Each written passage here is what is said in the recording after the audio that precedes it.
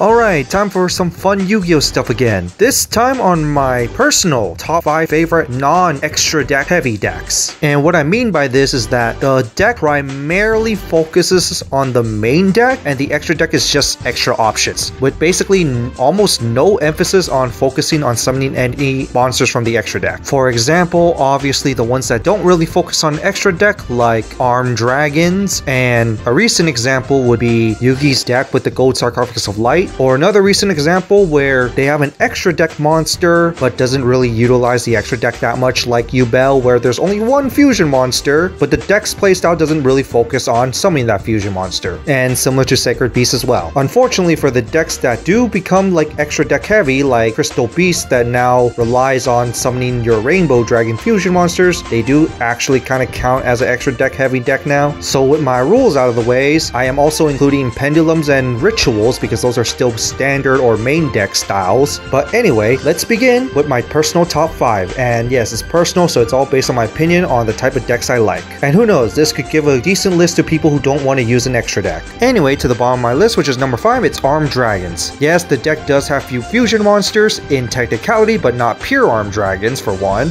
And 2, the deck doesn't really need to use an extra deck at all. It just focuses on leveling up from the bottom to the top, especially the Thunder concept, which makes it a lot easier, and using its own Armed Dragon monsters as fodder to basically gain more extra effects. And what's also nice is that you can tech some cards in. Because of the flexibility of no extra deck, you could actually use some extra deck cards if you want by adding the Dragoonid engine in. It's optional, but you don't have to do it, and that's what I like about this deck. It just mainly focuses on summoning all the way to level 10 and just do some level 10 shenanigans to disrupt your opponent, and a lot of nuke effects too. But a deck that definitely doesn't need to use an extra deck at all and really doesn't want you to use an extra deck is Monarchs. The whole deck, no special summons, no extra deck, you just summon with everything in your main deck. And because of this, you can play some vanity monsters to lock out on special summons. And also the idea of elemental monarchs, I actually kind of like that, especially with each monarch just representing an attribute. Of course, the main one is the light and dark one that many people uses, but considering that they kind of branch out with the other monarch with evolved forms as well, I just liked it. Number 3, volcanics. Basically, burn your opponent, destroy your opponent's stuff, burn your opponent even more, and basically use your gun, use your fire monsters as bullets, and burn your opponent, destroy their stuff. I just love that. And also some cool boss monsters to help you out as well, like Volcanic Doomfire, which is of course the main boss monster originally, but now with some new support, it's Volcanic Emperor, and still very strong.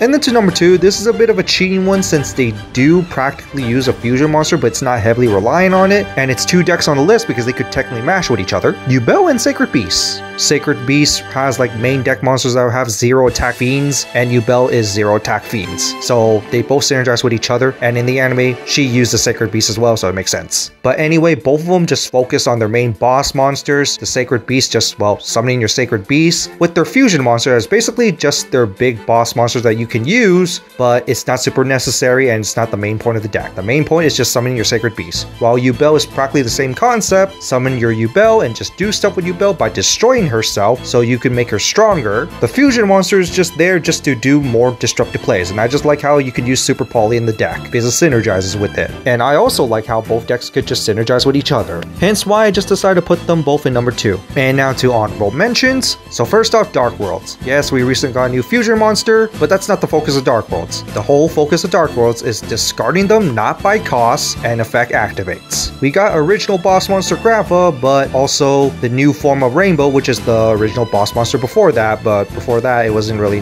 that known until Grapha. And a fusion of it with Grapha to form the new level 10 Dark World, and another fusion of Colorus, but the deck doesn't even focus on around those two, and that's why I have to say that this is not really a fusion deck. It just focuses on the main deck mainly. In fact, you could just ignore the extra deck entirely. And of course, the Gold Sarcophagus of Light with the Yugi deck with Silence. This deck basically encourages you to have no extra deck because it tells you have no extra deck monsters on the field, while also basically focuses on leveling up the silent monsters through effects. Kind of like the reference of the anime, but actually on the card, and not summoning new level versions like Armed Dragon, so at least it makes it a little distinct. I do like the concept, but overall, not my favorite design, other than basically the play style of it. And the BLS deck, because it's Ritual and Chaos mixed in together, the Chaos Ritual monster is going to get extra effects based on what monsters you use to summon it, which I also really like. And also recycling is a thing here too. On top of that, because this is Chaos, you can actually play a Chaos Engine and mix it in with some other archetypes. And finally, number 1, Winged Dragon Raw. Yes, there is one fusion monster in this deck, but it doesn't really focus on it. And 2, it's a support card that doesn't really perform a fusion summon.